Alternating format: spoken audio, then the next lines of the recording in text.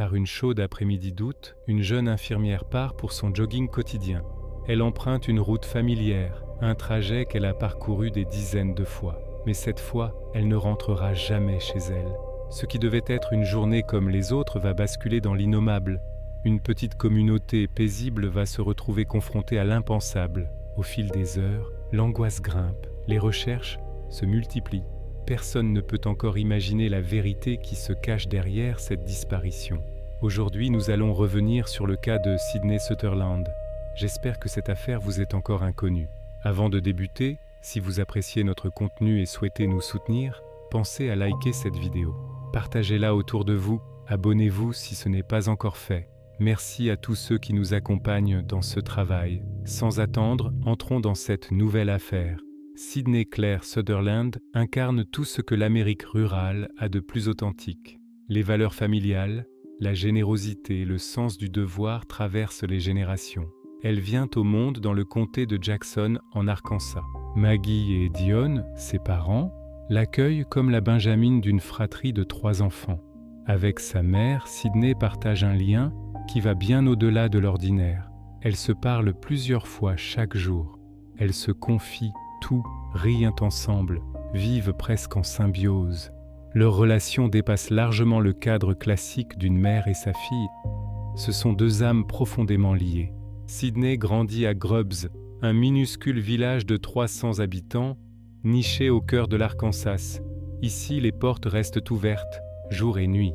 Les enfants jouent librement dans les rues sans surveillance.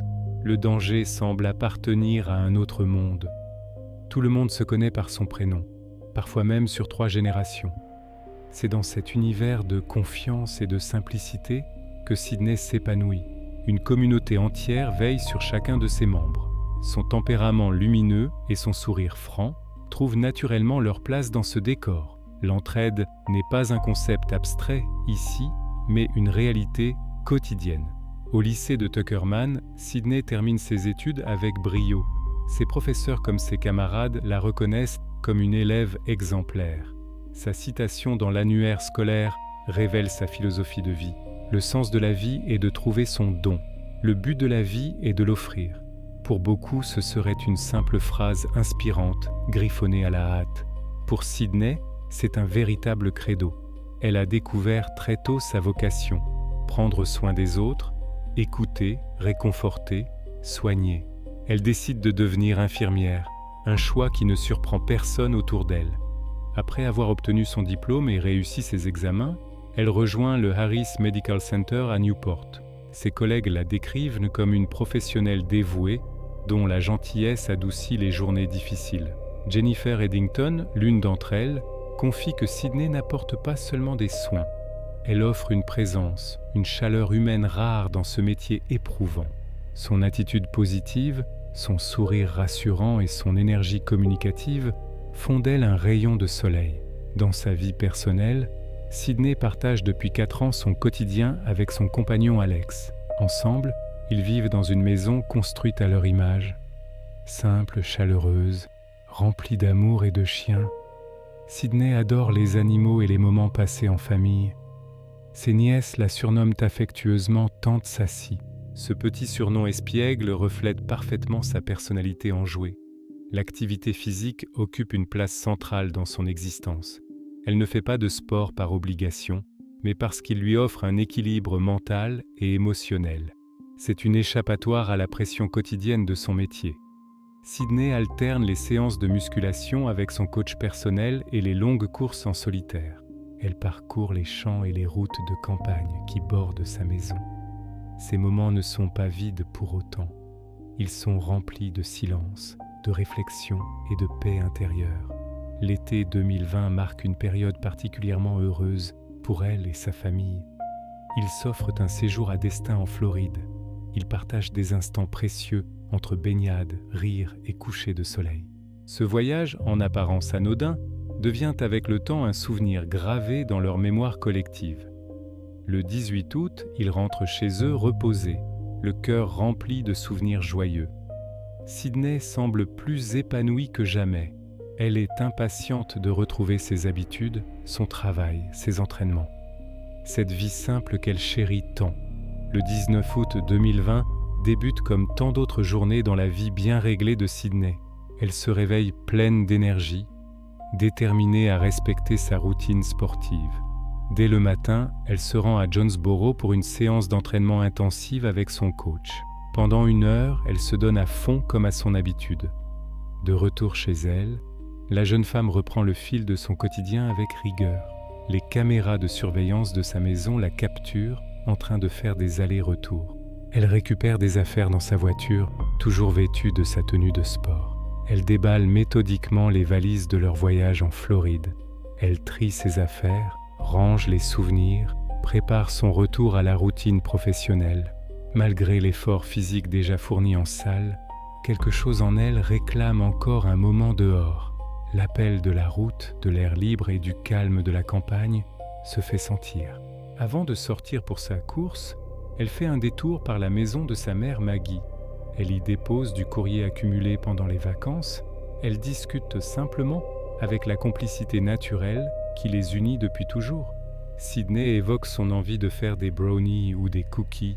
Elle hésite entre plusieurs petits projets et partage surtout son envie de partir courir. Maggie, attentive et toujours soucieuse, tente de la raisonner avec douceur. Elle l'encourage à ne pas en faire trop, surtout après une séance aussi intense le matin même. Mais Sydney, fidèle à elle-même, balaye l'inquiétude d'un revers avec un rire. Pour elle, courir n'est pas un effort mais une manière de se recentrer. Le sport est une nécessité, une routine presque sacrée. Elle ne compte pas y renoncer simplement parce qu'elle s'est déjà entraînée plus tôt. Avant de partir, elle embrasse sa mère. « Je t'aime, on se parle plus tard ». Maggie lui répond par exactement les mêmes mots. Elle n'imagine pas une seule seconde que cet échange plutôt anodin deviendra leur dernière conversation. Sydney rentre chez elle, configure son Apple Watch pour suivre sa course. Elle s'élance peu après 14h30, portée par un soleil chaud et un ciel limpide. Pour ceux qui courent par de telles chaleurs, n'oubliez surtout pas de vous hydrater, c'est essentiel. Elle choisit de courir le long de la State Highway 18, une route qu'elle connaît par cœur. Ce tronçon rural entre Newport et Grubbs lui est aussi familier que sa propre maison. Les paysages défilent, champs à perte de vue, fermes espacées, silence apaisant. C'est un endroit idéal pour se vider l'esprit et recharger son énergie mentale. La circulation reste rare comme souvent sur ces routes tranquilles. Un chauffeur UPS en tournée régulière remarque Sydney qui court sur le bas-côté. Il confiera plus tard aux enquêteurs qu'il l'a bien vue ce jour-là. Rien ne lui semble étrange. Elle court à un rythme soutenu, concentré, sans signe de malaise ni de crainte. Mais ce que le livreur ignore, c'est que Sydney n'est pas seule sur cette route isolée. Un autre homme circule dans les parages. Quake Llewellyn, 28 ans, agriculteur de la région, se trouve également sur la même route. Issu d'une lignée de cultivateurs, il travaille aux côtés de sa famille, sur environ 6000 acres de terre. En 2016, les Llewellyn ont même été nommés famille agricole de l'année du comté de Jackson. Cela renforce l'image de piliers respectés de la communauté rurale. Sur cette route isolée, baignée de soleil et de silence, Sydney continue de courir, concentrée et insouciante. Elle avance d'un pas régulier, rythmée par le battement de son cœur et les foulées qu'elle connaît si bien. Mais alors qu'elle trace son chemin, un regard l'observe, celui de Quake Llewellyn. Il est au volant de sa camionnette et roule en direction de l'ouest. Lorsqu'il l'aperçoit, la jeune femme attire immédiatement son attention. Pas par un geste, pas par une parole, mais simplement par sa présence. À cet instant, quelque chose de trouble, de profondément dérangé surgit en lui. Un réflexe obscur, malsain, prend le dessus sur toute forme d'humanité. Au lieu de continuer sa route, il fait demi-tour délibérément. Il la suit lentement comme un chasseur qui guette sa proie. Il l'observe, il calcule, il attend. Pendant tout ce temps, elle ne se doute de rien. C'est une route qu'elle connaît, un lieu familier. Pourquoi se méfierait-elle d'un véhicule qui approche ? Rien dans son monde ne l'a jamais préparée à ce qui s'apprête à arriver. L'attaque est brutale et inattendue. Quake fonce avec sa camionnette et frappe Sydney de plein fouet. Les enquêteurs confirmeront par la suite qu'il a bel et bien utilisé son propre véhicule comme une arme. Le choc entre le poids d'un grand pick-up et le corps frêle d'une jeune femme de 55 kilos est d'une violence inouïe. Elle est projetée sur plusieurs mètres, gravement blessée, probablement incapable de se relever, encore moins de fuir ou de crier. Mais Quake Llewellyn ne reste pas là. Ce n'est que le début de l'horreur. Au lieu de paniquer ou de chercher de l'aide, il poursuit son plan avec un sang-froid terrifiant. Il sort de sa camionnette, soulève le corps inconscient ou semi-conscient de la jeune femme, il le charge à l'arrière, puis il quitte la route, s'enfonce dans les chemins de terre qu'il connaît évidemment par cœur. Ce sont ses terres. Il roule jusqu'à un recoin isolé, loin des regards, au milieu des terres agricoles que sa famille cultive depuis des générations. Là-bas, à l'abri du monde, il commet l'impensable. Il agresse sexuellement la jeune femme seule en pleine journée, dans un silence assourdissant. Il piétine tout ce que cette communauté rurale avait de plus précieux. La confiance, la fraternité, l'illusion que certains lieux sont à l'abri du mal. Mais l'horreur ne s'arrête pas là. Une fois son crime commis, Quake est confronté à un choix. Il aurait pu appeler à l'aide, simuler un accident, faire preuve d'un reste d'humanité. Il aurait pu la laisser là en vie et fuir. Mais il choisit autre chose. Il prend la décision froide, méthodique de l'assassiner. Le médecin légiste confirmera plus tard que Sidney a subi de multiples blessures violentes, infligées volontairement dans un acte prolongé de cruauté. Pour faire simple, la jeune femme a été battue à mort. Pour effacer toute trace de son crime, Quake creuse une tombe peu profonde dans un champ, à quelques minutes de chez lui. Le lieu n'est pas choisi au hasard. Il le connaît et il sait que personne n'y viendra. Dans ce coin perdu, discret, entouré de terres agricoles, il enterre Sidney. Il dissimule son corps comme on essaie de cacher une erreur, un secret honteux. Puis, sans trembler, il remonte dans son camion et rentre chez lui. Il reprend sa routine comme si de rien n'était. Il retourne à son quotidien. Il mange, il dort, il se lave, il travaille, il échange avec ses proches. Il fait tout pour paraître normal, comme si l'acte monstrueux qu'il a commis quelques heures auparavant n'avait jamais eu lieu. Cette indifférence, ce détachement total glace le sang. Même les enquêteurs les plus aguerris avoueront plus tard avoir été complètement choqués par son absence totale de remords. L'alerte commence à se répandre dès la fin de l'après-midi. Sidney ne rentre pas chez elle et son petit ami Alex l'attend comme d'habitude. Mais les heures passent et aucun message n'arrive. Pas un appel, pas un texto, rien. Très vite, une inquiétude sourde l'envahit. Ce silence, ce vide, ce n'est pas du tout Sidney. Elle est du genre attentive, rigoureuse, presque maniaque sur le fait de donner des nouvelles à ses proches. Jamais elle ne laisse un message en suspens. Jamais elle ne fait attendre ceux qu'elle aime sans prévenir. Alex tente de la joindre encore et encore, mais ses appels tombent directement sur la messagerie. Ses SMS restent sans réponse. Son Snapchat, qu'elle ouvre habituellement en l'espace de quelques minutes, reste complètement figé dans le temps. Pour ceux qui la connaissent, ce détail est loin d'être anodin. Des images de vidéosurveillance prises sur la propriété familiale des Llewellyn confirment ce que les policiers commencent à soupçonner. On le voit quitter son domicile au volant de son pick-up, puis revenir plus tard avec une bosse visible à l'arrière du véhicule. Cette bosse n'était pas là plus tôt dans la journée. À ce stade, le doute n'est plus vraiment possible. Les indices s'alignent et tout pointe vers lui. Face à cette accumulation de preuves, Quake Llewellyn commence à perdre pied. Durant son interrogatoire, il finit par avouer. Il dit avoir percuté Sidney avec sa camionnette et parle d'un accident. Un fameux nuage de poussière qui aurait complètement obscurci sa vision au point d'écraser une jeune femme. Il raconte qu'il a paniqué, qu'il a craint les conséquences, qu'au lieu d'appeler les secours, il a fait le choix terrible de charger Sidney dans son camion. Un choix qui, on le comprend vite, cache bien plus qu'un simple moment de panique. Mais cette version ne tient pas longtemps. Sa confession se prolonge et dévoile des détails bien plus sombres. Quake Llewellyn admet avoir roulé avec le corps de Sidney, lui avoir retiré ses vêtements, puis, selon ses propres mots, l'avoir touché avant d'enterrer ses restes. Il ajoute qu'il a jeté les vêtements qu'il portait le jour du crime dans un panier à linge chez sa mère. Ce comportement démontre une volonté claire de dissimuler son crime, en totale contradiction avec son récit initial de panique. La perquisition au domicile de sa mère permet aux enquêteurs de mettre la main sur plusieurs pièces à conviction. Ils retrouvent une chemise noire contenant des cheveux blonds ainsi qu'un short noir et rose. Ces vêtements semblent correspondre à ce que Sidney portait le jour de sa disparition. L'analyse ADN confirmera d'ailleurs plus tard leur identité. Le 21 août, 3 jours seulement après la disparition de Sidney, l'horreur atteint son sommet.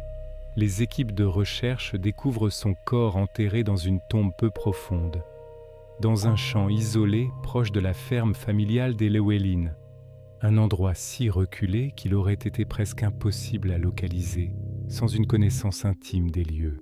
Ce détail implique une fois de plus Quake, qui connaissait parfaitement la région. L'arrestation de Quake Llewellyn a lieu ce même 21 août 2020.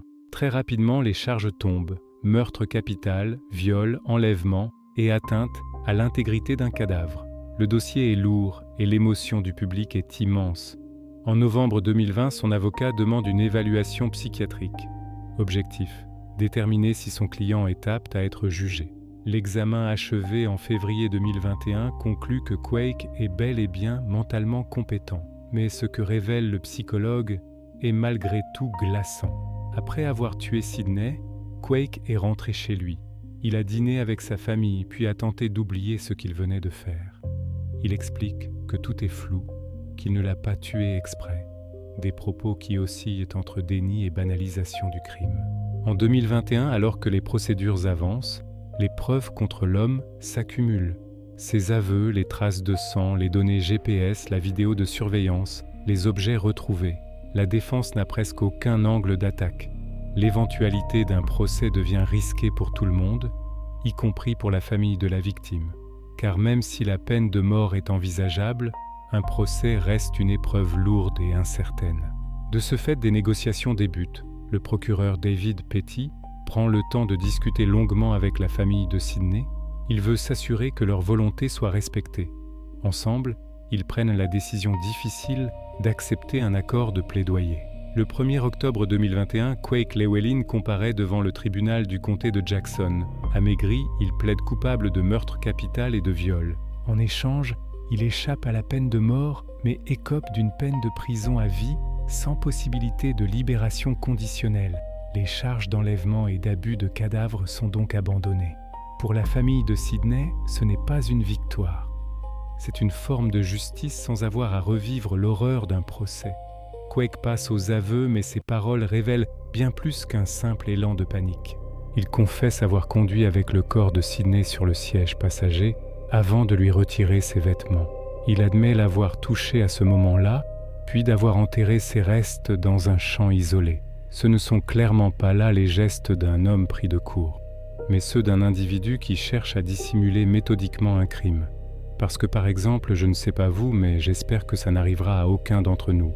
Mais demain, si tu viens à écraser quelqu'un sans faire exprès, je pense que le pire acte de panique que tu peux avoir, c'est de partir. De fuir la scène du crime en disant « j'espère qu'on ne m'a pas vu ». À mon sens, c'est le seul geste de panique que tu peux faire. Ou à la limite rester en état de choc, scotché sur place, et être incapable de bouger, de parler, d'appeler les secours. Mais prendre le corps d'une femme que tu viens de renverser, le mettre dans ton pick-up, la déshabiller, la violer et l'enterrer, pour moi ce n'est pas du tout réagir sous la panique, d'autant que l'homme a quand même raconté aux enquêteurs comment il s'est débarrassé de ses propres vêtements. Ce qu'il portait le jour du meurtre, en les cachant dans un panier à linge chez sa propre mère. Tous ces détails montrent un niveau troublant de préméditation et de conscience de ses actes. Ils contredisent ces affirmations selon lesquelles il aurait agi sous le coup de la panique. Lors de cette audience, la famille de Sidney prend la parole. Le tribunal devient alors un lieu de mémoire, de douleur, mais aussi de courage. Chacun des proches partage son chagrin et la blessure profonde laissée par ce crime impensable. Le moment le plus poignant survient lorsque Maggie Sutherland, la mère de Sidney, s'adresse directement à l'homme qui lui a volé sa fille. Elle exige qu'il la regarde dans les yeux pendant qu'elle parle. Quake obéit. Sa voix tremble de peine, mais reste ferme. Elle n'était pas à toi. Tu n'avais pas le droit de la prendre. Puis viennent les questions sans réponse. Est-ce qu'elle s'est débattue? Est-ce qu'elle a pleuré? A-t-elle appelé ses frères? Dion Sutherland, le père, s'exprime lui aussi et qualifie Llewellyn de lâche de 100 kilos qui a écrasé une jeune femme de 50 kilos avec un camion de 3 tonnes. Ces mots illustrent la brutalité de l'acte et la disproportion insoutenable entre la victime et son agresseur. Le meurtre de Sydney Sutherland laisse derrière lui une communauté brisée, mais aussi une mobilisation sans précédent. Ce drame rappelle que le danger peut venir de ceux que l'on croit connaître. Sydney n'a rien fait d'extraordinaire ce jour-là. Elle est simplement partie courir. Elle n'aurait jamais pu imaginer qu'un homme de son entourage allait la priver de son avenir. Quelqu'un qui avait même participé aux recherches après sa disparition. L'affaire dépasse largement les frontières de l'Arkansas. Elle soulève des questions essentielles. Peut-on vraiment connaître les gens autour de nous? Comment protéger les plus vulnérables? Comment continuer à vivre après un tel traumatisme? La réaction à cette tragédie montre à quel point Sydney comptait pour les siens. Des centaines de bénévoles se sont mobilisés dès les premières heures. Les forces de l'ordre ont coordonné leurs efforts avec une efficacité remarquable. Mais dans l'ombre de cette solidarité, la duplicité de Quake glace le sang.